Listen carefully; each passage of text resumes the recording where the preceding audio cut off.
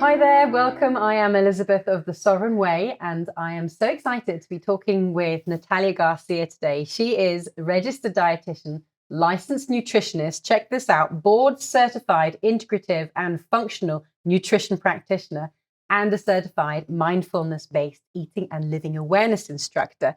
Not only that, she's a top athlete and she's an author.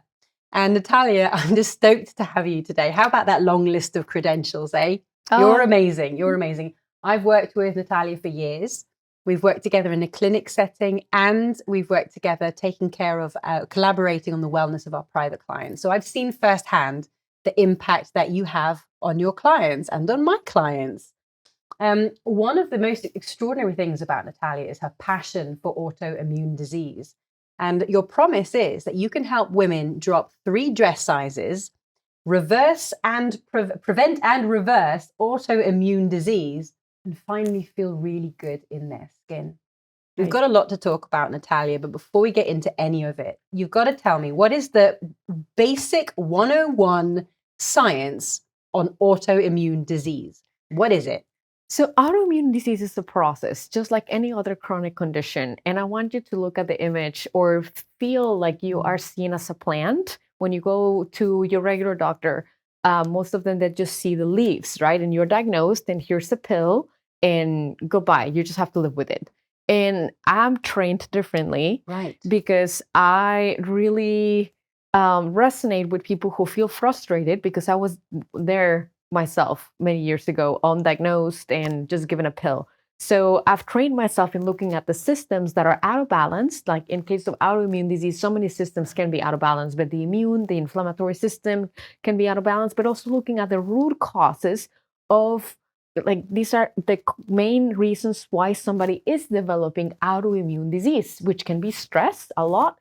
A lot of it is microbial imbalance. We all have good and bad bacteria in our gut, but when we have certain bacteria in our gut that can trigger autoimmune disease, that's really an issue. And that's why the gut has to be looked at, as well as many other things in the underlying causes. So the also important thing to note is that the immune system can become confused. And how does this happen? You have to have a genetic predisposition or a genetic condition or a genetic SNP. Methylation and checking for genetics is something that I do in my practice, because this doesn't help the immune system. And if we're eating foods, or if we're putting things in our bodies that are telling the immune system, hey, we have to attack this, because it's seen as foreign, right? Sometimes foods as simple as bread or dairy can be seen as protein, where the body starts not being very happy, and that's how the immune system becomes confused.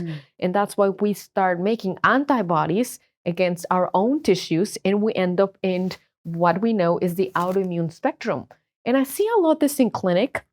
And this is just a graph that I put together to show how you can come, and I've met you, right, for many years, and you're in this beautiful state, and you have vibrant health and vibrant energy. But throughout the years, you may feel bloated, you may feel constipated, you may start gaining weight, you may start just not feeling like yourself, you may develop constipation, you may develop a chronic condition, and your health just goes into this decline.